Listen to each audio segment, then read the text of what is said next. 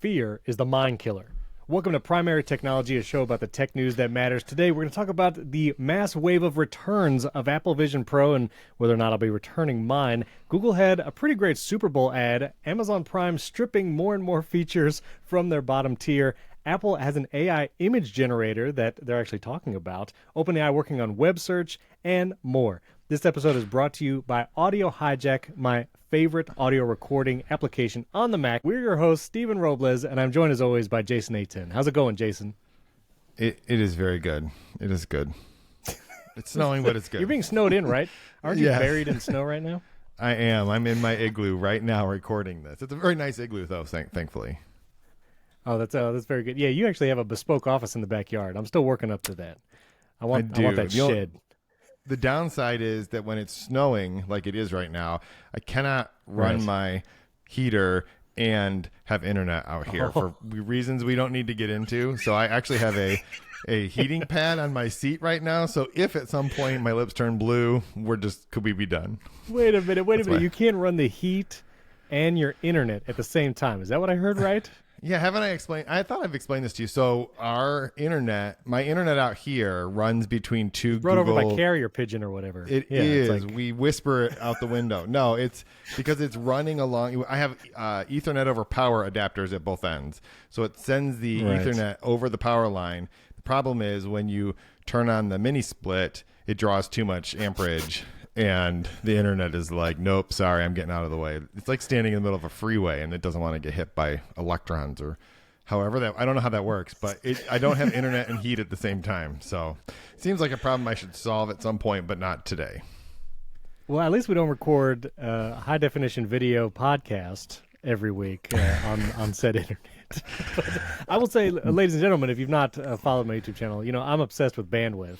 I'm still trying to figure out how to make a T-shirt that says like "obsessed with speed" or "need for speed" or something with like the speed test needle to 2 gigs. Yeah, I'm working on it. If anyone else wants to work on it, please do. But I mean, at least it should be encouraging to you.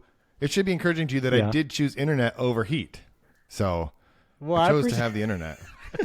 I appreciate that. We would not be talking if you had chosen the other.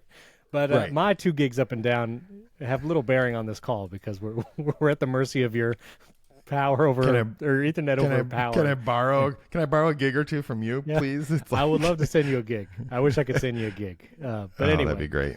We got a lot to talk about. I'm curious.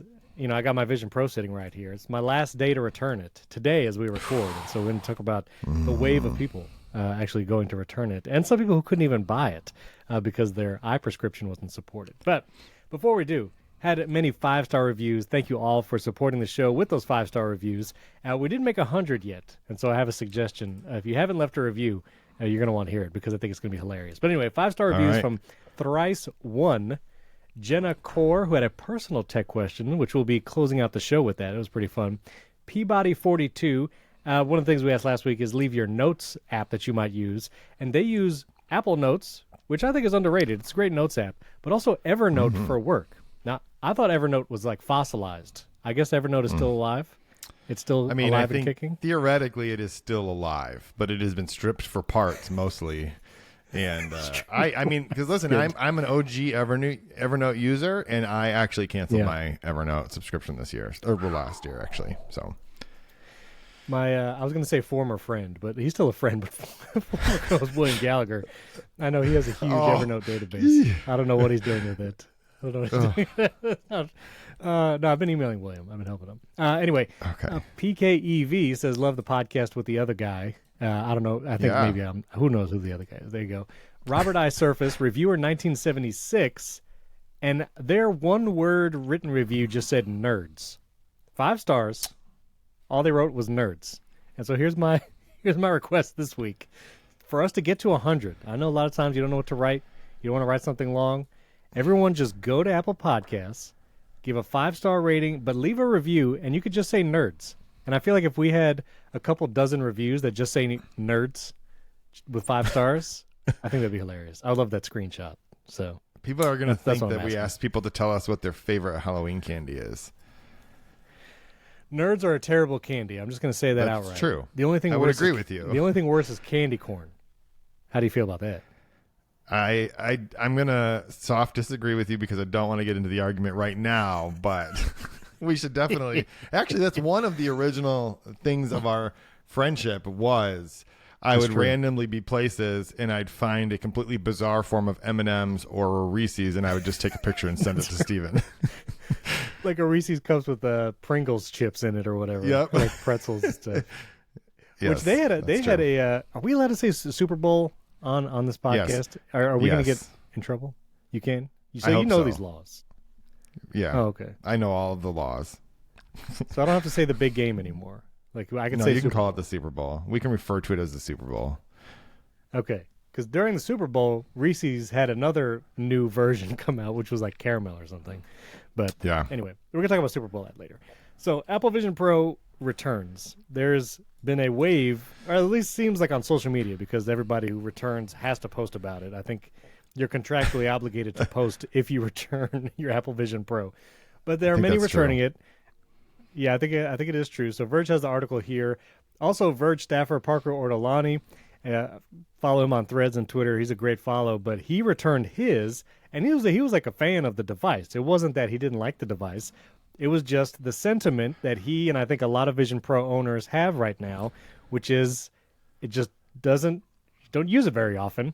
And B, for his face specifically, it was uncomfortable to use.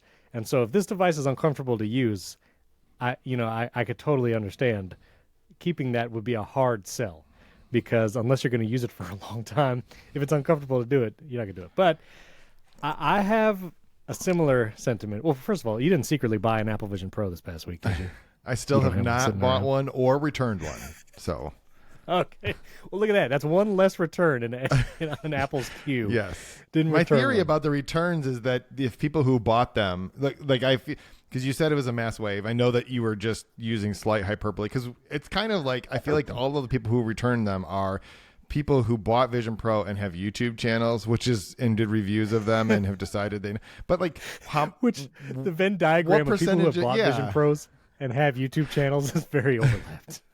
but I also feel like it can't be more than like 1,000 people. And from reports, Yeah, that's Apple has sold something like 200,000 of these. So I don't know if it's a mass wave, but I mean, there are legitimate It's reasons. not. I think you mentioned Parker, who developed like potentially like a burst blood vessel in his eye, or not directly saying it was Yeah. related, but after using it for a while, I was like, I probably wouldn't continue to put something on my face either if I burst a blood vessel in my eye. So I can understand why some people are thinking this isn't for them. Yeah.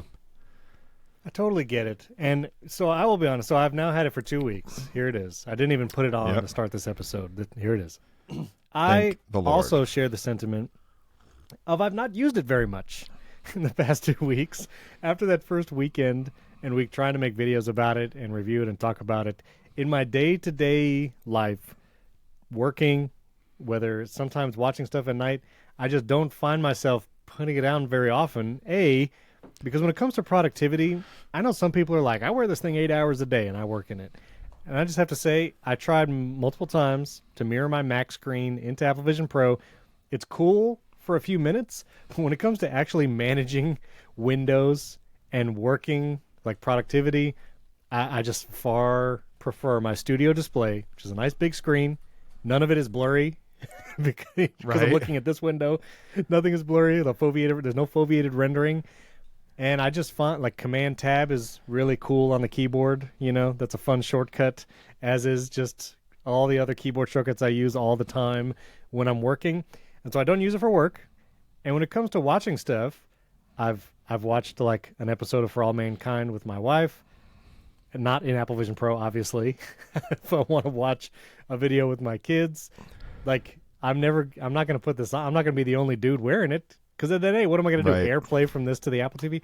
So I just don't find myself using it. If I'm ever by myself, no one's around, and I have a few moments to watch something, that's maybe when I think about putting it on. And I am traveling a couple times in the next few months, and I'm 100% looking forward to using it on the plane and probably a hotel room. But it is, for most people, a very expensive device to have sit around, just for most of the time. Yeah. I think that So, yeah. it's probably like it's a tough sell, I think, for a lot of people who like the question is, what would people do with this in their everyday life that they couldn't already do with a Mac or with an iPhone or with an iPad or whatever?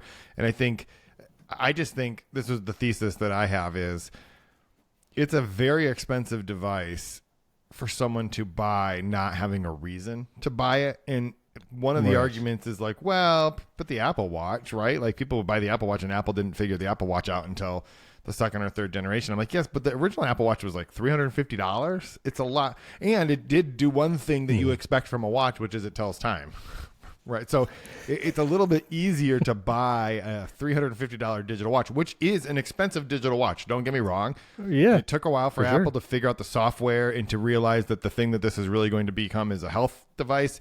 It took some time. Right. I mean, the original iPhone, same thing. There was no app store when the iPhone. That's like the thing we think about with the iPhone is being able to put third-party apps.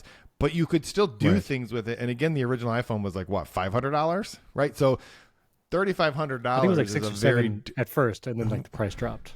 Yeah. So okay, fine. It was still like it was not $3,500. Yeah. So I think that there's just this difference in terms of like, do you have a use case for this, and does it line? You know, where's the balancing point between that use case and $3,500? So the last video I made about it, which none of these videos are performing great because I think everyone's tired of Vision Pro. But anyway, the one comparison I made was like, how would you feel about buying a top of the line iPad Pro? Which in my video I show like you can spec this thing up to over $3,000 if you didn't know. And this is a now almost 2-year-old thing. Like the M2 iPad Pro, it was released fall 2022. You know, because we didn't get any new iPads in 2023. So it's a pretty old device. Buy it new, spec it out with 2 terabyte SSD, cellular data connection, Magic Keyboard. You're talking over $3,000. And for most people, spending that amount of money on an iPad is like probably a visceral reaction. I think like the average person, most people at most think about spending $500 or $600. Because I've actually bought refurbished iPads like for my kids in the past. And you can get them on Amazon for like $200, $250. And a couple of year old iPad is actually really a good iPad because Apple's processors are really good. And so knowing that you could spend that amount and get an iPad, like spending over $3,000 on a big iPad Pro that you might only use to look at articles and watch stuff when you're traveling, which again, I feel like is an interesting parallel to Apple Vision Pro. Like, would you be okay doing that on an iPad? Because if you're not, if you don't feel good about spending over $3,000 on an iPad Pro that you're not sure how you're going to use, then you really probably shouldn't try the Apple Vision Pro, because at least try to get one, because it's going to sit around a lot. Like it sits on my desk. I charge it every once in a while because the standby battery is not great. Like if you if you have the battery connected to the Apple Vision Pro, which Apple recommends you do, like in their support articles, they say you can keep the battery connected so it syncs your stuff when you're not using it.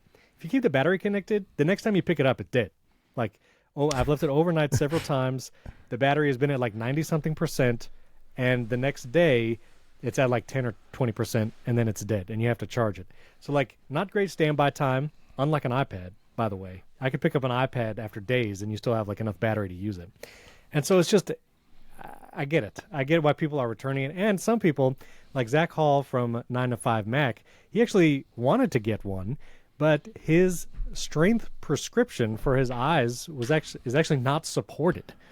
And he, I forget who he was, but he talked with someone on social media, and basically when it's over a certain number, I think if the cylinder has like a greater than 5 deviation, he actually puts his prescription in this article for 9 to 5 Mac. It'll be in the show notes. He just can't get Zeiss inserts for this powerful of needed prescription. And so he just can't even use it. He's tried contacts. Those don't work. And so it is, of all the devices Apple sells, probably the most finicky when it comes to, you got to get your eye prescription, you keep it charged, you wear it on your head, the light seal.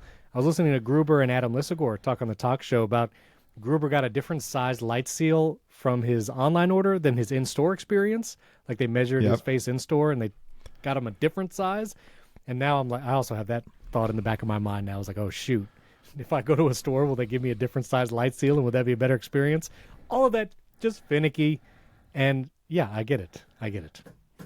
Yeah. So one thing I'm curious about is whether it would change your mind. So you mentioned Gruber on one of his other podcasts that he does with Ben Thompson, Dithering, which is a subscriber only podcast that they do twice a week, and they were talking, and I think it was one of the two of them said that one of the upcoming betas was going to include support for multiple Mac displays in Vision Pro. And then separately from that, Ben Thompson has said that he has heard from people at Apple who are using Vision Pro right now with multiple Mac displays, and that they are higher resolution, that they've fixed the resolution thing. So I'm curious, like, if you could do that, if you could have two Mac displays inside your Vision Pro, would that make a difference for you? And they were higher resolution. I'm a one monitor kind of guy. Like, even with the option of multiple monitors, I don't prefer it. I prefer to use multiple spaces and desktops and mission control, just because I feel like, again, like your eyes are at a place on screen. If I'm looking in the middle of my monitor, if I want to have other windows somewhere, rather than turning my head or turning my eyes to see a secondary monitor, I'd rather just swipe with two fingers on my mouse and move the desktop, and so my eyes stay right where they are, and now I see new content, new screen. And I get, people maybe like day traders or whatever that have like 18 monitors and they're looking at every stock and every penny that changes. So I understand there's some use cases for it. I think video editors, which technically I am, like you like having the preview full screen over here and then Final Cut over here. I get that that's the thing too, but honestly the studio display is big enough. It looks great. I don't need another one. It's great. All right. So okay, that's how I feel. You're not convinced. I'm not convinced. You know who else is not convinced about the Apple Vision Pro is Mark Zuckerberg, the CEO of Meta, who went was quite on the setup I just gave you, by the way. Thank you very much. The Meta CEO went on a Meta platform, namely Instagram, to talk about the Meta Quest 3 and how it's better than the Apple Vision Pro. Like, he's been getting hammered on social media about this video. And you have a whole article on it. It's a great article. I want you to tell me your theory. Tell me what you think about it, because you said he might be right about something, which I don't disagree. I think just what's weird is it sounds like defensive, and it's a weird play. Now, I posted a couple things to be funny after this, because that's what you do on the internet. Number one, I feel like so I posted. I need to find it. I posted on Threads and X, but I posted like reviews that I would love to see Apple execs give other products. That was pretty good. Thank you. It did that thread did well, but basically, I would love to see. Let me share this. I would love to see Craig Federighi review the Facebook app. I think that would be hilarious. Just to see him hammer it. I'd love to see Eddie Q, who we've not heard from for a while. I'd like for him to review the Humane AI pin. I feel like that would be a hilarious review. I would love that. Johnny Sarugi, I want him to review a $199 Chromebook. I think he would just tear that thing to shreds. It'd be amazing. No, literally, he would rip it in half. He would just take it apart. He'd just be like, this thing is he garbage. Would Hulk out, rip the Chromebook in half. That would be amazing. He'd get the views on that. Deirdre O'Brien, which is the Apple retail store, she's over Apple Retail. I would love for her to review an AT&T store, because I've been in a couple recently, and those things are rough. John Turnus reviews the Pixel tablet, and of course Tim Cook reviewing Siri, which that last one was like a little too real, and maybe I didn't get a lot of likes from Apple people, probably because of the last one I snuck in there. But I think what's interesting, and then later in this thread I had people that were like, if you think back, Apple used to hammer a lot of, or talk about other individual products in their keynotes a lot, and to their point, Steve Jobs' era, like the iPhone launch. Yeah, he literally had a slide with like BlackBerry, Trio, whatever. Like he used to like directly address competitor products. And when the iPad launched, he directly addressed netbooks. He didn't say a specific model or brand, but he put a netbook on screen that says like nobody likes these things. So I understand like in the past Apple has addressed other specific products, but correct me if I'm wrong, I don't think Apple has done that in quite a while. I don't remember in any Apple event recently. The closest they get is when they talk about the M chips, and they'll say the M3 Max is this much faster than the leading desktop graphics card or whatever. And like maybe in very, very small asterisk font is the model they're talking about. Usually you have to really go and search on their website what that claim is based off of, like what product. But there's rarely an Apple exec directly reviewing or talking about another company's device, and having like Mark Zuckerberg in a weird like Instagram reel like talk about how his product is better than Apple's product. It felt weird to me, like in a weird defensive way. So I don't know. Tell me your theory. Well, yeah, and I mean, in those keynotes, Apple doesn't say like the M series graphics are better than the RTX 4090. They don't specifically like, the 4090 is. I tried it out thinking it was going to be okay, and I was convinced. It's not. They don't do that. Like, you're right. I mean, the most obvious example of Apple doing that are the Mac versus PC ads with Justin Long, right? And those were humorous, and they were like, that was a long running thing that they did for a long time, and that was really an effort to. Once they were on Intel, right? They were trying to like equalize different things, but that was still Steve Jobs' era too. Oh, absolutely. Wasn't it absolutely. Still? Yep. Yeah. Yep. It was still Steve Jobs. So the thing about the video and the reason that I wrote about it and the part that I think that Zuckerberg got right is that he says that the Quest is a better product for the majority of things that people used mixed reality for. Right, which is true. Actually, It is a better, but the reason has nothing to do with the technology. I don't think anybody, including Mark Zuckerberg, would argue that the Vision Pro is not the very best technological feat in this category of product. I don't think he's arguing that the Quest is more well made with better materials and better technology. What he's just saying is it's better to use for the things people are using. It's lighter. You don't have to carry a battery around. Like, that's the thing he talked about, in his little review there. My point was that is definitely true. And I don't think Apple cares because I don't think Apple sees this as a device that people will use to do the things that they're currently using VR headsets for. That's why they call it spatial computing. They don't call it AR, VR, MR. Like, they're not using any of those terms. They're using spatial computing. The problem, and the reason I think that Mark Zuckerberg's observation is a problem for Apple is no one is doing spatial computing. It's just not a thing that's a part of the way anyone works. And if you want to get people to do that, $3,500, or you could spend more than $4,000. I mean, if you're really, really going to go all in on spatial computing, you're no question you're spending more than $4,000 on this thing.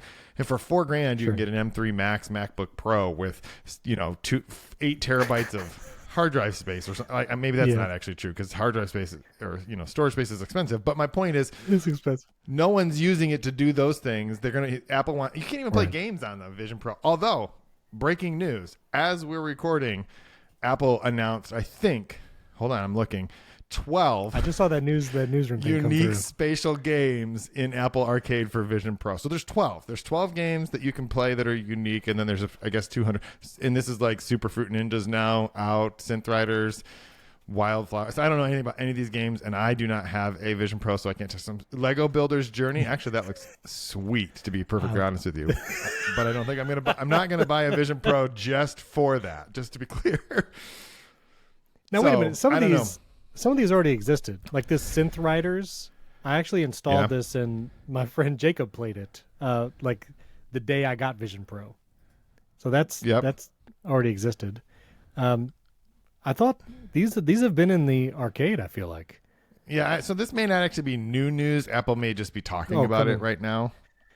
Coming soon. So Alto's Odyssey. Honestly, I'd be down for playing that in Vision Pro. The Gibbon one. Okay, so we'll put a link to this Apple Newsroom article, but the headline was Apple Arcade for Apple Vision Pro takes players into a new dimension with 12 unique spatial games and more than 20. Yeah, so I don't know if there's some coming soon ones, but yeah, you can get these. Okay, anyway. So there was absolutely nothing breaking in that breaking news segment that we just did, so my apologies. That was exciting, though. But I saw the newsroom thing, and I was like, what was that? So I guess it actually just makes my point that there's still nothing that you can, what you really want to do is those types of things. The Quest 3 probably is a better product for most people if that's the case. It's just Apple is trying to create they're sort of it is very similar to the way Apple piggybacked on smartphones but turned them into a completely new category. The thing is that at the time, the gap between the smartphones that you might buy, like BlackBerry, Palm, whatever, and an iPhone was not nearly the same as, at the beginning, Zuckerberg says, the Quest 3 does all these things and it's like 7 times less expensive, which is a real thing that matters to people. So, It is real. And I did see some of the people who returned their Apple Vision Pro were like, I returned it and got a Meta Quest 3. This shot right here, though, this is the funniest shot of this entire video, which is if you're listening, at one point, Zuckerberg is like, and this entire video is filmed on the high-res pass-through cameras of the Meta Quest 3. And they cut to the shot of the guy that's actually wearing the Quest 3 facing Zuckerberg. And you're not expecting it.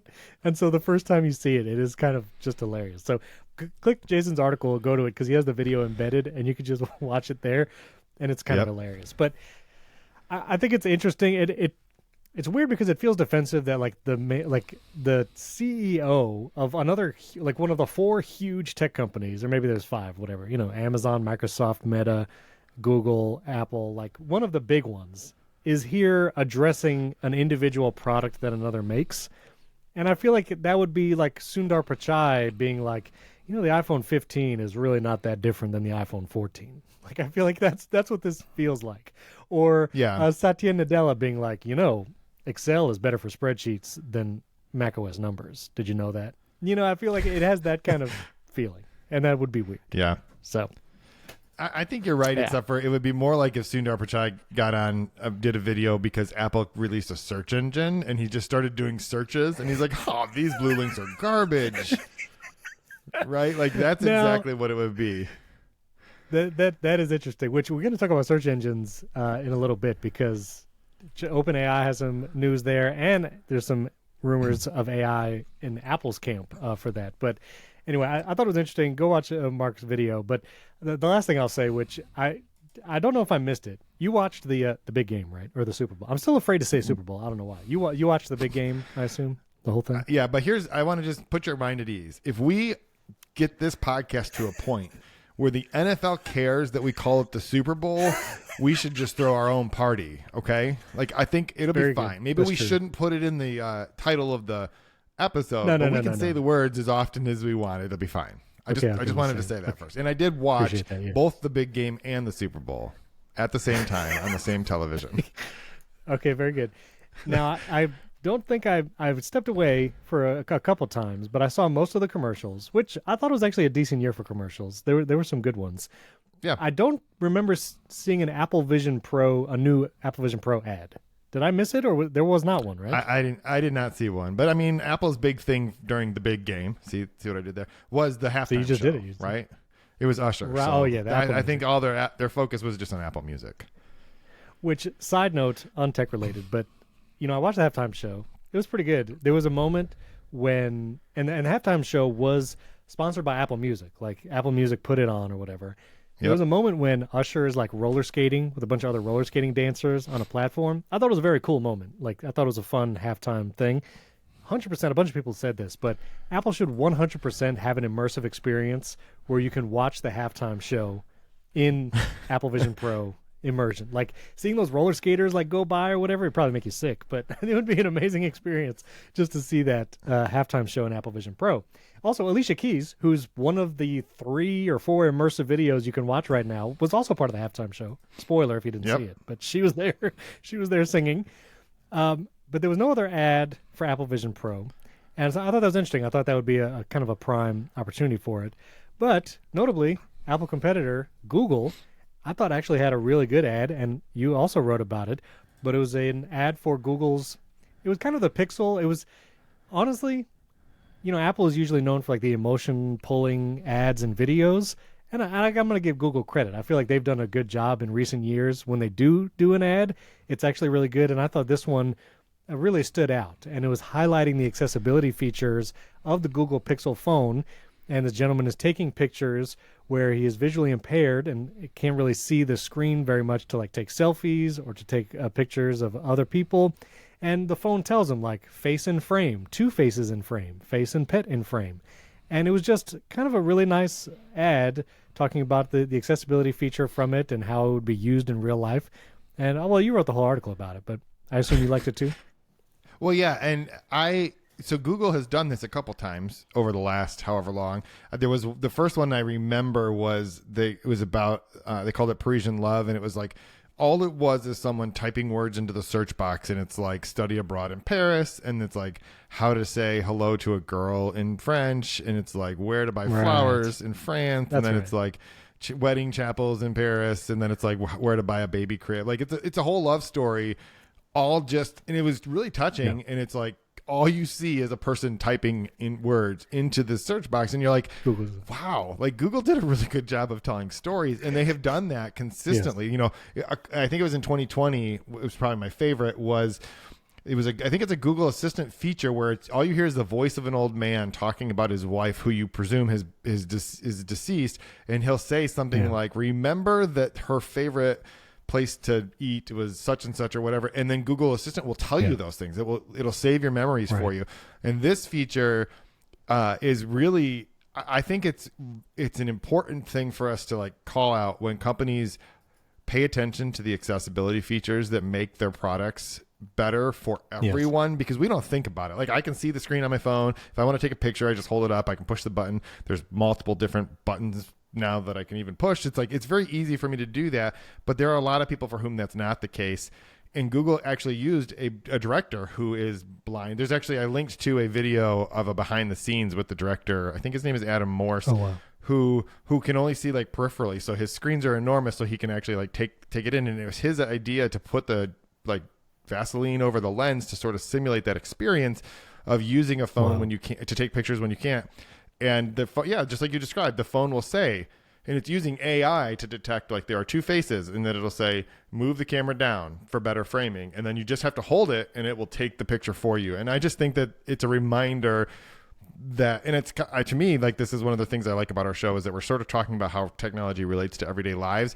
It's a reminder that the most important part of technology are the people and the way that people use it. It's not just how cool are the features, because this is a very cool feature, but it's also a very important feature for a lot of people. So it was a good ad. It's very true. So, kudos to Google for it. There was two videos. One is Brian Tong. He actually did a video about the accessibility features of Apple Vision Pro, which was something that was not, talked about a lot during the initial launch. And I think by nature of the device, you feel like how, can accessibility even be a thing on something like this?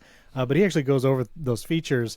And then there was actually a gentleman, I'll try and find the link for the show notes, but who is visually impaired and like went through the Vision Pro experience and talked about it.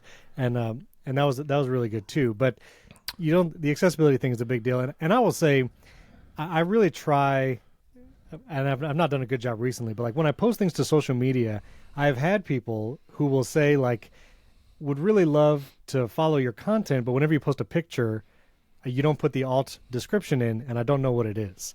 And it's something that, I don't think about. And it's something that all of us, if we sometimes take a little more effort, not only will it help someone, but you can reach like a much wider audience. And that's why I think we haven't talked about it after it released, but the Apple Podcasts app in 17.4 bringing transcriptions, that's like a huge deal. Like that's a whole swath of people that can now experience podcasts who could not listen, and maybe some, and now they can read the entire transcript. And Apple is doing like that automatically. And to be clear, so in iOS 17.4 in the Apple Podcasts app, transcripts will be available for all episodes of all podcasts if creators allow them. And Apple is actually going to transcribe it themselves.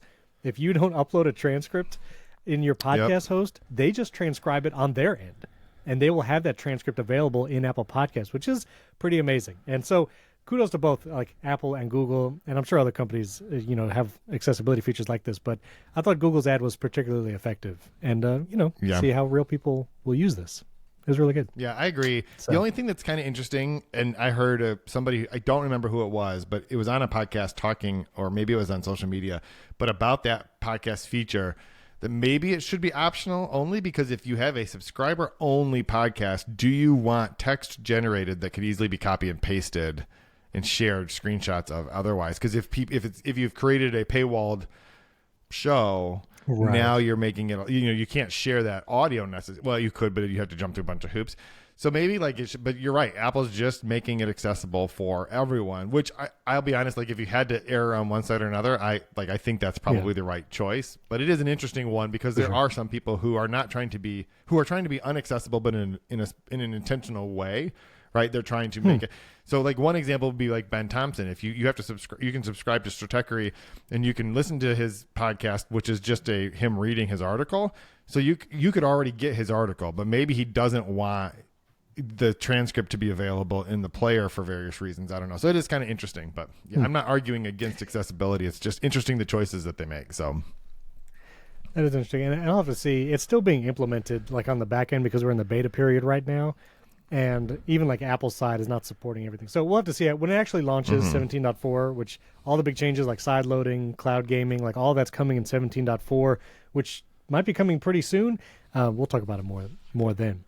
But we got some other news. Amazon Prime, Apple's AI photo image generator, which was pretty wild, and some other things about OpenAI. But before we get to all that, we want to thank our sponsor for today. They're back. If you remember them, Audio Hijack, macaudio.com/primarytech. I love Audio Hijack. We're using Audio Hijack right now, actually, because that is what we run. We record at Riverside to do the call, and that's what we use for the video. And then, of course, you get uncompressed wave audio. But Audio Hijack, I run it right in the menu bar, and it feels like a utility. Like I literally just right as we were starting the call, I click my Audio Hijack symbol in the menu bar. I have sessions for everything, which is an amazing feature of Audio Hijack. So I have a session that's set up for primary technology. I have a session for movies on the side. I have one for my videos. Like whenever I record a video for YouTube, whether it's my channel, Riverside, I have a session that records my other microphone, and they're all set up, and you can autofill things like dates, and if you want to counter for like episode numbers, you can do all that in the Audio Hijack window, and it's just running in the background, recording uncompressed wave audio. I actually helped Jason figure out how to do that. You can set up that's very nice. Appreciate it. Recording block. And it is just extremely powerful. And Audio Hijack is super easy if you want to record audio maybe from a microphone input like I'm doing right now, but also record audio from, say, a browser. So right now I'm actually recording a backup of Jason through the audio coming through the Brave web browser, and Audio Hijack lets you pull the audio from the browser, remove my input, so I just have Jason's audio, and I can record that in a separate file.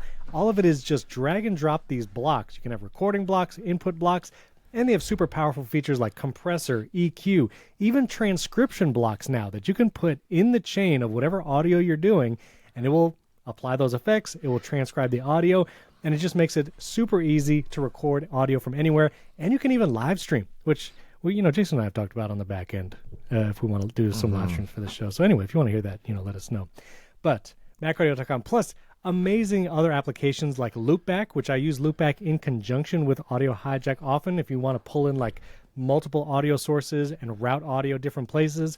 Or if you just want a simple like one button to record audio, but if you're like me and you've tried to use QuickTime in the past, sometimes it could be a little flaky. Let's just be real. Audio Hijack's apps are never flaky. I don't think I've ever had a drop recording in Audio Hijack like ever. It's been amazing.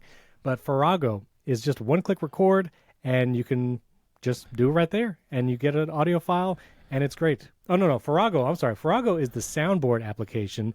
Piezo is just a simple one-button recording for audio. They have amazing apps. So here's what you do.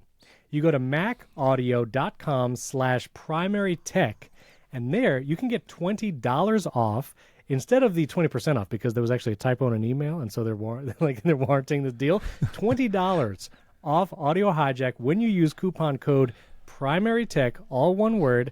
That'll be in the show notes. You can click the link in the show notes, use the promo code, and this is going through the first week of March. So they extended the deal. They've come on to sponsor again. Everybody go get it. Go download it. Go try it. Let them know you came from Primary Technology by going to that link. And you can also save $20 on any of their bundles as well. So macaudio.com/primarytech and use the coupon code PrimaryTech for $20 off. Everybody go do it, and they'll know you came from Primary Technology. Thanks to Audio Hijack and Rogue Amoeba for sponsoring this episode. I love Audio Hijack. It's one of my favorite. I feel like I should be concerned about the fact that you had to tell everyone that you feel the need to have a backup of my recording alone. Somehow Steven's not convinced that I'm going to actually do it. No, I know. It's okay. I know you're recording. I'm a redundancy guy. I used to record Riverside, Audio Hijack, and I had a Sound Devices Mix Pre 3 that recorded to an SD card. I used to record to all three places just for my audio because redundancy, Jason. You never want to lose anything. I get it. Although, in fairness, there was at least one episode of this show when we got done, and I realized I had not started Audio Hijack and was very thankful that Stephen did not need my backup recording. So there we go. See? And I will say, Audio Hijack is genuinely my favorite app that I hope I never need to use, right? Because if I'm using it in this show as like a backup, I'm hoping that I don't need it, but it's such a good peace of mind, and it does such a good job of like, it's so reliable and it's always there. And in this case, I'm not editing this podcast, so I'm really hoping Steven doesn't have to ever say, could you send me your Audio Hijack backup? But it's always going to be there if we need it. So that's it. And I literally use it every day. Every video I record, every podcast, I use it all the time. It's amazing. Yep. All right. Speaking of audio, it's kind of a good transition. Amazon is removing an audio feature from Amazon Prime. That was all right. I mean, I was wondering how you were going to land that one, but you did it. Good job. It was okay. So basically, Amazon recently announced that their Amazon Prime Video tier that comes with Amazon Prime, like if you just pay for Amazon Prime for delivery and that, you get the Amazon Prime streaming service. Well, they recently inserted ads into that tier, and so you have to pay more if you want no ads for Amazon Prime Video. And now Amazon also drops features like Dolby Vision and Dolby Atmos audio unless you pay for that ad-free tier. And I guess times are tough over there or something. But I feel like this is a nickel and diming situation to the nth degree. Like, to charge an additional $3 a month, the ads to no ads thing, fine. Like, Disney did it. Netflix is trying it. Does Netflix still have an ad-supported tier? Yeah, but here's the difference, and this is an important difference. And this is, I have not written about this latest thing, but I probably will because it just makes me so angry. Because what Netflix did is they said, how about if we make a plan that has ads and we make it cheaper than the one you're paying for now, right? Same thing with Disney Plus. How about if we introduce an ad-supported tier that is less expensive than the one you're paying now? But if you like what you have right now, everything's the same. You can just keep paying the same amount of money. We'll probably raise the price a little bit in the long run because that's what we do. Yes. But everything's the same. Amazon is like, well, what are we going to do? Like, we've been giving this to people for free for the last however many years if they pay $139 a year for Prime. So there's really no way we can monetize this without just charging people extra. And what they're doing is they're going to charge you extra for the exact same experience that you've always had. And I think it was one thing when they're like, well, we're adding ads into the main service that you've been getting all this time. And if you don't want the ads, you can pay more.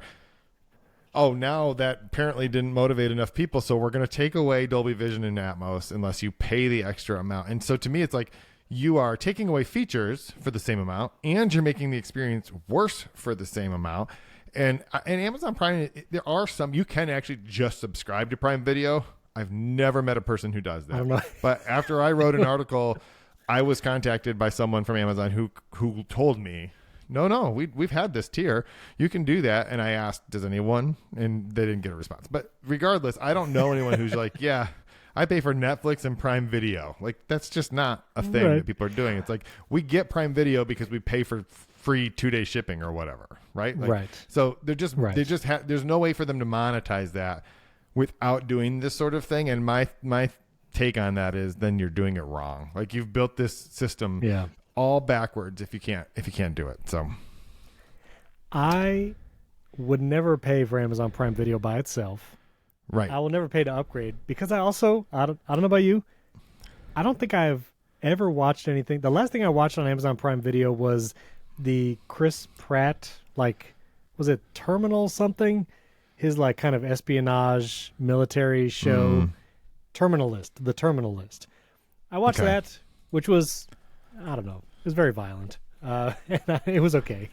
But I never go there to watch anything, and so I have no desire to pay more for an ad-free version or Dolby Atmos. I just don't. And there's been a lot of talk about this online too, of is Apple TV the new HBO or whatever, and how do the streaming services rank as far as content?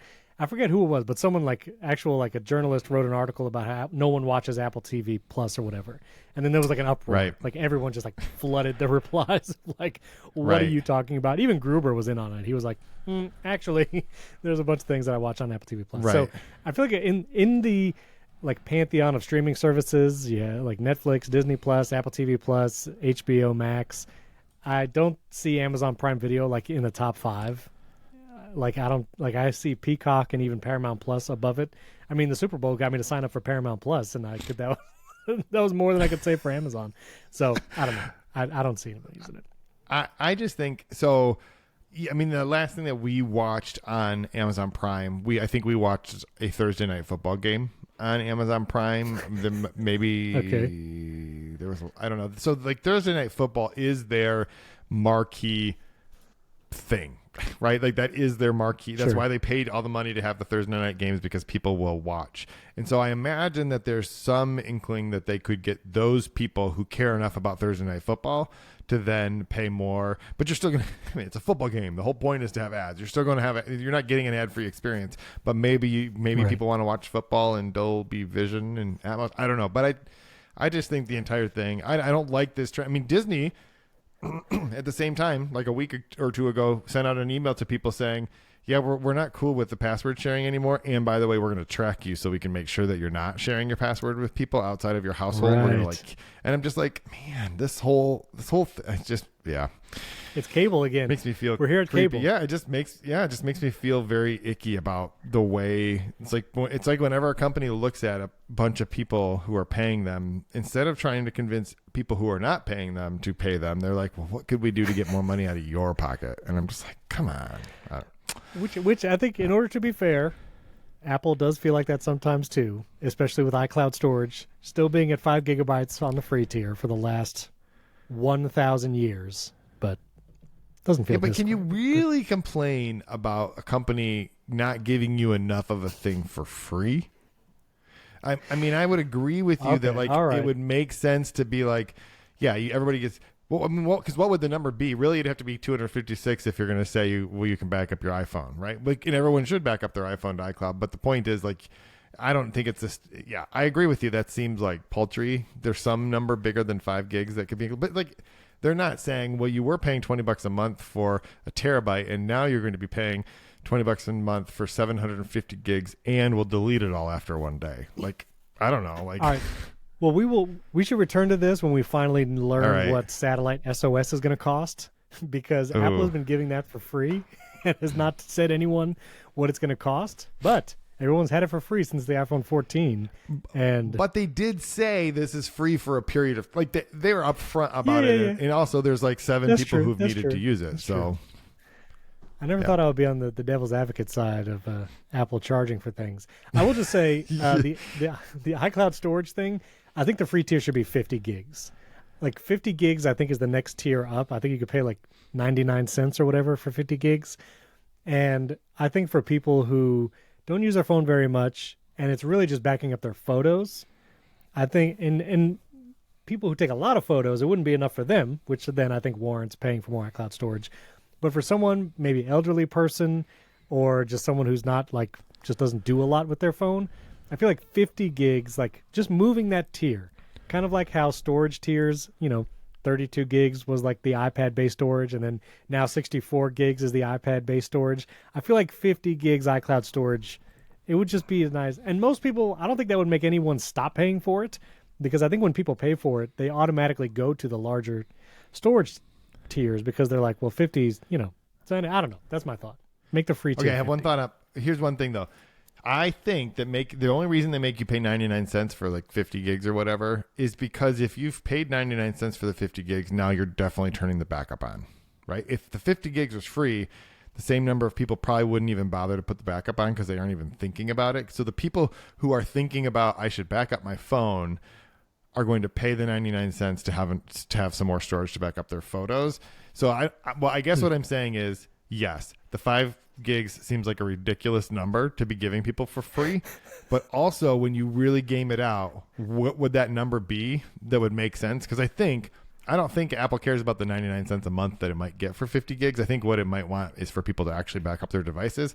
And unless they just gave you enough to back up your device for free and forced you to back it up, like a lot of people still are not going to do it. So I don't know. I just don't know where that number is that actually makes sense. I will just, I wanted to find this real quick. I can't believe I found it. Basic Apple guy, friend of the show. he had this tweet, which was amazing. It was the 2024 software update. He made it look like the old school, like pre-iOS 7 days. And the last line in the fake update notes says, iCloud storage remains unchanged at 5 gigabytes. I just thought it was so funny. Talking about Apple Vision Pro, 2024, M3 chips, iCloud storage, 5 gigabytes. And I feel like, I don't know, I guess iCloud backup is not on by default, like when you set up a new iPhone. Right. As you were saying that, I was unsure how it was, but I feel like if 50 gigs was the free storage tier, they can just have that toggled on, like from the beginning. Back up your phone. That's true. I don't know. That's my thought. We'll see. I don't know if it will ever change, but I think it'd be good. Anyway, all right, we have some other news. I want to talk about AI stuff because there's actually some Apple AI news and ChatGPT or OpenAI. But this is something Apple actually released this study.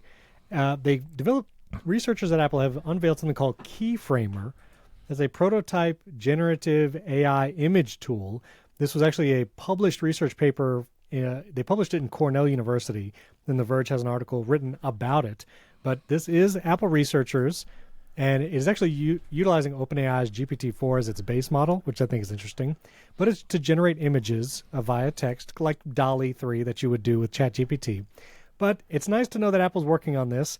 There's been a lot of rumors that this WWDC and with iOS 18 that we're going to see AI, probably not Apple say AI, but a lot of features that look like large language models, generative features coming at this WWDC, and I'm excited to see that.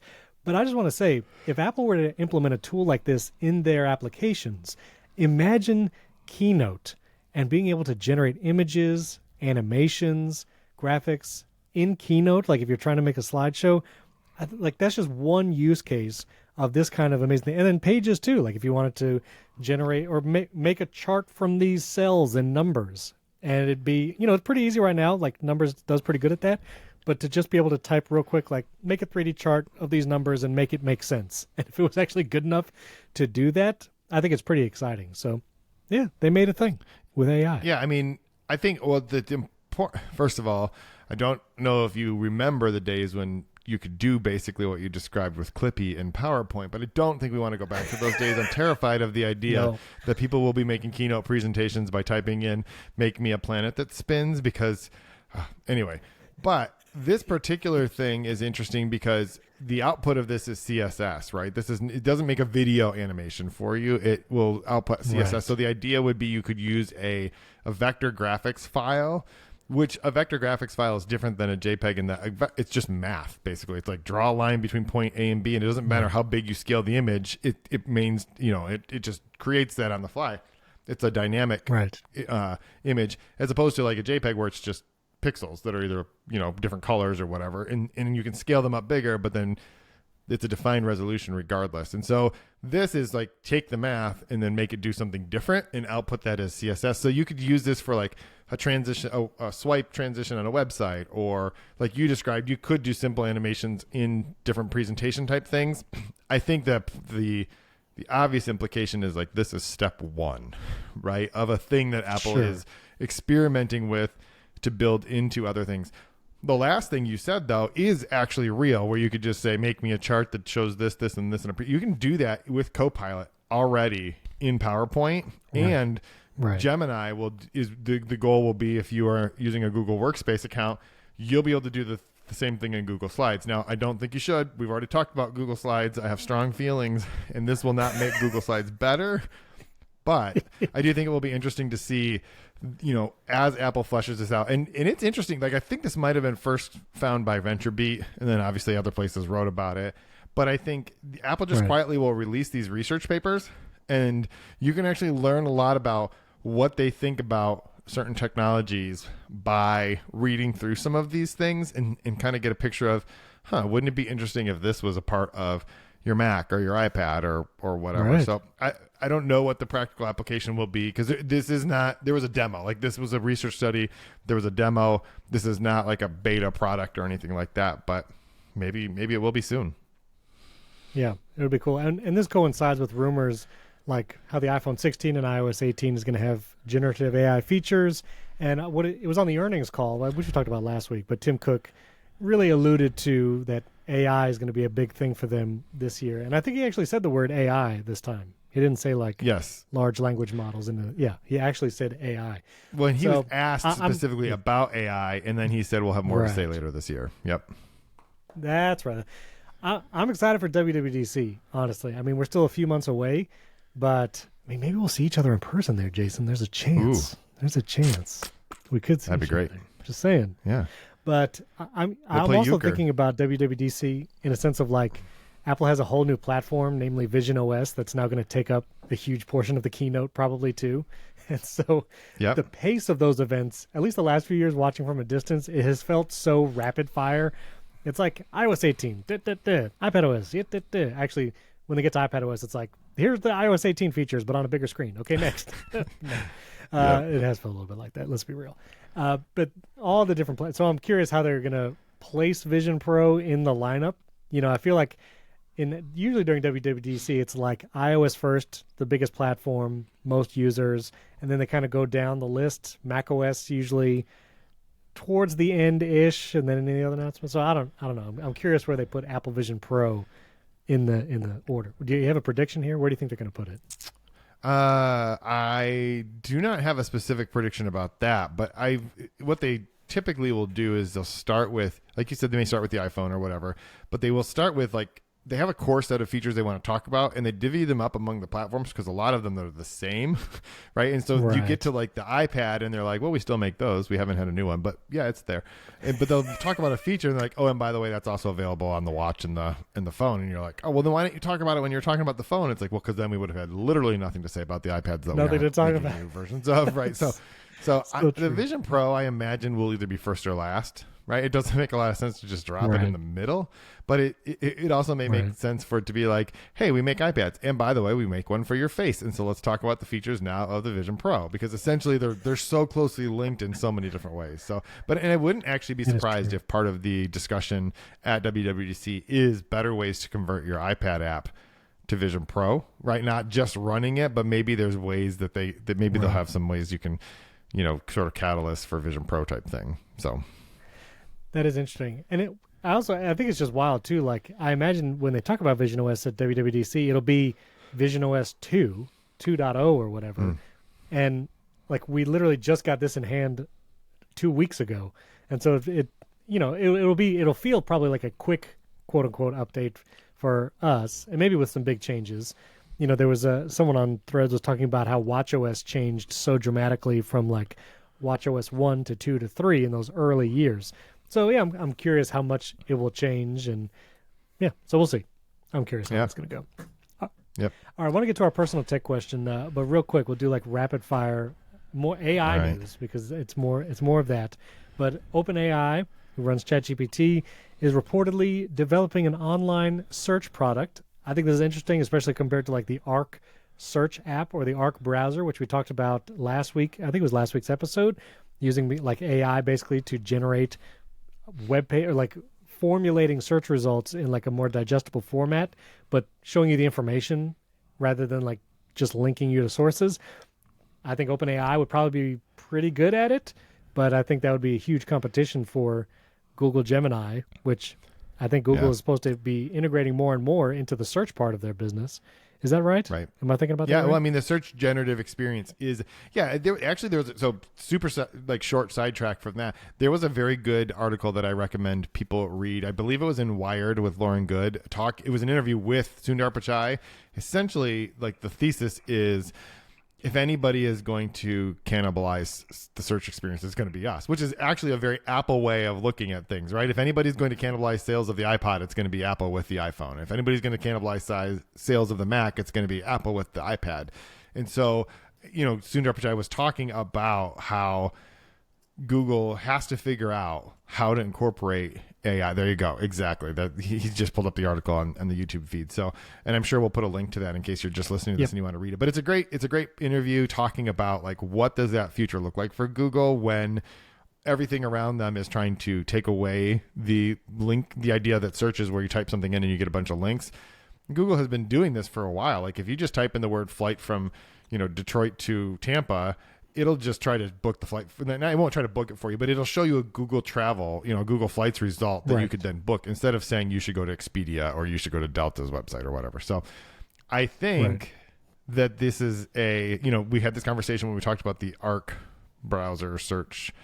Again, names, I can't remember the names exactly, but the Arc search app. And, it's super useful for people, but their entire premise is we will strip away the entire web and we'll just give you the information and we'll block the ads if you click through to the site. It's like, well, then no one's going to make sites like where are you going to get the information from in the future? And so no one has figured that out. I think Google is in the best position to sort of figure it out because they've just been doing it. But OpenAI clearly has the critical mass behind people using ChatGPT for stuff. So, I've noticed lately that ChatGPT 4, if I'm just using that interface to get information, it's gotten a lot better even over the last 6 months. Like it has become a lot more reliable.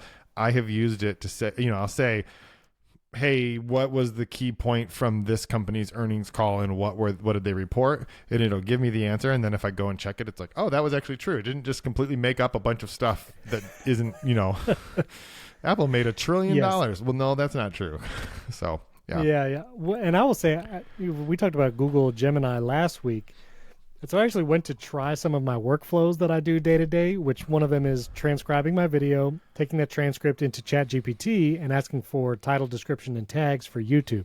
I do that with every video I make, at least as a starting point.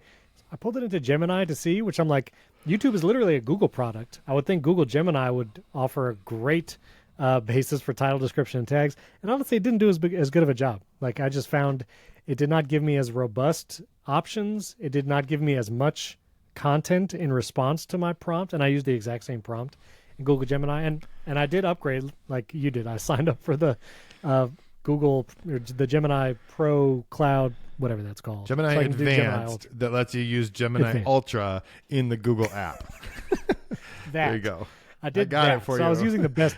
Yeah. I was using the best version of it, but it was still, I don't know. It wasn't as good, as useful to me as ChatGPT. So, Google definitely has some competing there. And the last AI thing I thought was interesting was Slack actually adding AI tools into Slack, which we all know Jason's favorite application is Slack. He likes using it. I love it. The one reason why he might buy an Apple Vision Pro is to use Slack in Apple Vision Pro. In my That's face. Sarcasm. That's what I need. And I will say, I installed it just to kind of like say I ran Slack in Apple Vision Pro and it's not that bad, and I was going to come on here and tell you I did it. But I immediately deleted it because I never want to do Slack in there. I fully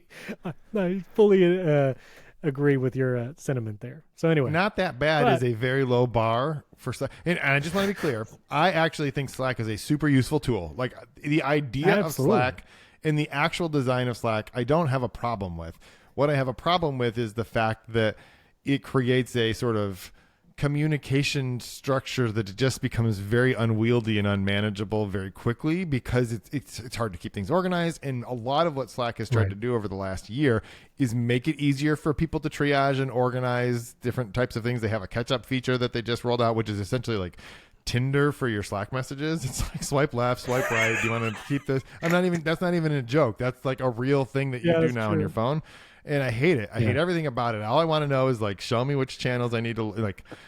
I have gotten very good at this, and the way I've gotten very good at it is I just turn off everything. I turn off all of the Slack features, all of the Slack notifications, and when I'm ready to go and look at something, I just go. And same thing's true with my inbox, by the way, for email. Well, I'll save that for personal tech because we have a question related to inboxes, so I'll save that piece of it. But I don't think I want Slack to be summarizing a channel for me or telling me. I don't know. I'm just not sure. Yeah, I mean, there are some channels in some of my Slacks where there are a lot of messages, and sometimes, like, they're not mission critical, and so I wouldn't mind a summary, but it all depends on how well it does and how accurate it is, and like, can it actually pull maybe the 2 or 3 key pieces of information from these last 100 messages, and it remains to be seen. I just looked in I have a Slack that's would probably have enterprise features, and it does not have this AI thing yet, so we'll see. But it's interesting. I think, summarizing. I will say ChatGPT is good at summarizing. That is another thing I use ChatGPT for is summarizing certain things. And I do have a pro pretty tip. good at it. I have a pro tip for Slack, though. If you find that you are in a channel for work, for whatever, and that channel just gets so many messages on a constant basis that it's very hard for you to keep up, my simple solution is I just leave that channel. And if anyone in there needs me, they can just DM me. I'm not even kidding. I'm like, I don't need that mental overhead. I just, or I guess at a minimum, I mute it. And then I only get a notification if someone directly mentions me. So that's what I do. Yes. That's a pro tip for you. I do that too. That, as funny as that sounds, that is a pro tip, honestly. Yep. All right. So we have a personal tech from one of our reviewers, Jenna Core. And then we have a bonus episode coming next. I'm going to ask Jason about his Tesla. You still have a Tesla, right? I do. Yeah, I did not return that. I have some questions. So that's going to be the bonus episode. But for our final segment, personal tech, Jenna Core asked, when it comes to email, I think Jason and I probably have multiple email accounts. I know I have iCloud, I have Gmail, I have an Office 365 account I have to deal with. I have Fastmail for my personal mail. I have all these email accounts. Do we do the one inbox to rule them all method and check them all at once? Or do we do the thing where we have separate inboxes and check the separate accounts separately, maybe even in separate apps? Jason, I'll let you go first. What is your strategy for this? So I was just looking so I would make sure that I could confirm this. I have 7 email addresses that I use on a regular basis, and I just use one inbox, and it all flows into that one inbox. But I use Spark, and one of the things that Spark does very well is it triages people versus newsletters versus notifications, and the things that you don't want to see in your inbox. It is similar in a way to if you just go to the gmail.com to check your Gmail, it categorizes them into like promotion, which I don't recommend. It's terrible. I don't think you should use Gmail on the web. But if you do, you know the organizational part. And Spark will do a similar thing. And the nice thing about Spark is if it gets it wrong, if it puts a person in the notification, you can very easily train it. Like, nope, this person should always go here. And you can actually create some other groups where you can say, this person should go in priority so they always show up at the top, or this. So I do, and I have 3 email addresses that I don't care that much about, so they triage into their own group so they don't show up individually in the inbox. So I know that was a little bit confusing. Maybe I'll take a screenshot of my inbox after I check to make sure that that it's work safe right now and send it, and you can put that in there if you really want to. But I have one inbox. I just check. It's always available to me. The stuff is in there at all times. And that generally works the best for me because I don't sit there. I don't have notifications on for my inbox. I specifically choose when I'm going to go look at my inbox. And then I've gotten very good at triaging. Like, this needs to be dealt with. Spark has a really great snooze feature. So I can be like, put this back up here in an hour, put it back up tomorrow morning, put it up later today. And I can set times for each of those things. And so if it's like, oh, I really do need to deal with this today, I don't have time now, I just snooze it until later that day. And then I know that the next time I go back to my inbox, I'll be able to deal with it. I don't want to have multiple email accounts or multiple email applications for different accounts. That just feels like it'd be really complicated. No. The last thing I'll say is I do have the Apple Mail app on my Mac and my other devices, and I will occasionally go to check it. And the reason is that sometimes things end up in like a spam folder that shouldn't. And the easiest way I found to find that is to just go to the default Mac app and search for different things that, believe it or not, people think I'm crazy when I say this, but I actually think that the default mail app has the best search interface of most of the mail tools I've used. So I just keep it kind of like as I'll open this if I can't find something that I really need to find. So there you go. Was that even the question that somebody was asking? I hope. Probably not. But you talked about email for a while, so that was related. I get it. I mean, bottom line is you look at all your email accounts in one inbox, and then you have various organizational methods for dealing with those messages depending what it is. Promotion, people. Yeah, you just answered my question in 10 less minutes. Thank you. No, but that was good. I have tried many third-party applications for email. I'm a Apple Mail user on all my devices. I use the stock mail app, and I just looked. I have 5 different email accounts and then a bunch of email addresses, because I have a bunch of aliases for some or whatever. But I use the Apple Mail one, and I do look at the inbox all together. Like I look at the all inboxes view by default, and I just deal with all my email there. I don't get a lot of email for several of those accounts. And pro tip, I think I've mentioned it before, but set up an email filter wherever you have your email. You can do this with Gmail. You can do it with Fastmail. You can do it with Outlook. Set up an email filter where any email that has the word unsubscribe or manage email preferences in the body of text of the email, I skip the inbox and I have it go directly to a folder that I call newsletters. I don't delete it because there are rare occasions where someone might have wrote one of those words in an email to me personally and I have to get it. But it cleans up my email so much and prevents me from having to deal with so many messages like that. And I still check that newsletter folder pretty much like once a day at least. And I can just scroll through it. And I'm an inbox zero person where I like ending the day with 0 emails in my inbox. And that one filter allows me where I can have all those newsletter type emails go to that folder and I don't have to like move it somewhere else afterwards. Like it's not sitting in my inbox and I delete or have to move to a folder. Like I just leave the ones in that newsletter folder and I create one for each email account. But bottom line, I use the all inboxes view. I use all my email there. And I like the stock mail app save for one feature, which is the remind me later or snooze feature. Apple added the remind me later feature, I think last year in iOS 16 and macOS whatever.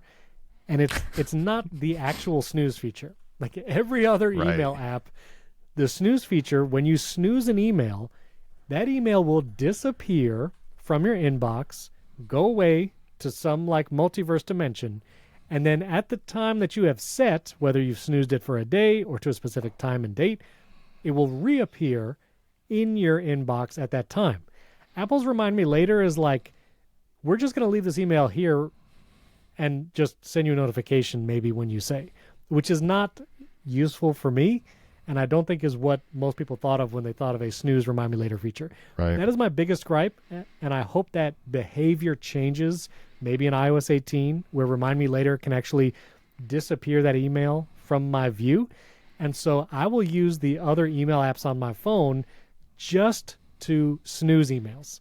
I will go to the Gmail app or the Outlook app just to snooze a mail. I know that's ridiculous. I should probably use Spark or whatever. But one of the other things that I really like about Apple Mail is the VIP notifications feature, where Apple Mail lets you set specific contacts as VIPs. And then in the notification settings, which you can do on all of your Apple devices, you can still say, send me a notification when this VIP, when anyone in this VIP list emails me, but don't send me any other mail notification. I want that feature, and I use it. And I feel like other apps, like Spark and other third-party email apps, they'll have settings that are like, only notify me of important emails, but that's not enough granular control for me. Like, I want it to be only this person. When this person emails me, send me a notification. When this person emails me, and no one else. And so that's why I still like the VIP feature is still good enough where I will overlook the bad snooze feature in Apple's stock mail app. And that's what I do. And now Jason can tell me what I should be doing instead. Nope, just so you know, you can do that in Spark, where you can set someone as priority and get and then only choose to get notifications. So not just like notify me about important emails where it's doing that calculation behind your back to decide whatever. You can just say, I only want to be notified about, priority. So for each email account, you can say, for this email account, because I only give this email address to like the 7 people I care about, notify me for all emails. But for this other email address, only notify me of the people who I have tagged as priority, not tagged, but like have said our priority. So you do get some pretty fine-tuned controls about, hey, I only want push notifications for new emails that fit these criteria. So I don't care if you use Spark or not. I have no skin in that game. I just did want you to know you can do that. Yeah, right. I mean, if they want to sponsor this show, we'll be happy to talk to them, but they don't. And so I'll be honest. As you were talking, I just started to download Spark on my Mac because there's this weird thing where I have a Google email account for work that I need to have. And for some reason, Mac OS refuses to log in the mail accounts, like settings pane, I get an error every time. Maybe it's a Google error, but every time I try to log in with this Google account on macOS, it will say like 404 error, can't log in. I have it on my phone, I have it on my iPad, but for some reason on my Mac, it won't do it. And I feel like it's a bug, but I can't know for sure. But anyway, so I'm going to try Spark. Can't help you. That right. I mean, it's been annoying because I don't get those emails on my Mac. I have to look at my phone for that one Gmail account, unless I go to gmail.com, which, like you said, I don't like doing. So I'm going to try Spark, Jason. Next episode, we're going to have a follow-up. I can't wait. All right. I'm very excited. Okay. Yeah, I'm excited. I mean, I'm always down to try something. I'll upend my entire note, task, or email workflow just to try a new app. I do it regularly. The good thing about email is it's generally non-destructive because it's not like you have to take all of the accounts out of your other one. You could just delete the app and go back, and you're usually fine. So there you go. Exactly. Yeah. So I'm going to do it. I'm going to try it this week, and then we will follow up. So let us know, listeners. Are there Spark users out there? Do you use the stock Mail app, Apple Mail? You can let us know on social media. Jason and I's, all of our social handles are in the show notes. And don't forget, give us a 5-star rating and review. You could just write the word nerd, or you can write what email app you use. We want to get to 100 5-star reviews this week. So go in there. You could help us out by doing that. And if you'd like an ad-free version of the show, and you can get the bonus episodes every week, you can support the show directly in Apple Podcasts, or you can go to primarytech.fm, click bonus episodes, and you can support the show there. People have been doing that, and we really appreciate your support. Also, sometimes the show notes will get cut off because I put a lot of links in the show notes. And so if for some reason in Apple Podcasts it's cut off for you, go ahead and go to primarytech.fm, and you can see all the show notes in all their glory. And you can also watch it on YouTube. I include all the links there as well, youtube.com/@primarytechshow. That link is in the podcast show notes if you want to go watch, subscribe there. We just crossed 400 subscribers, Jason, on the YouTube channel. I don't know if you saw that. That's amazing. 400. I'm excited. That's awesome.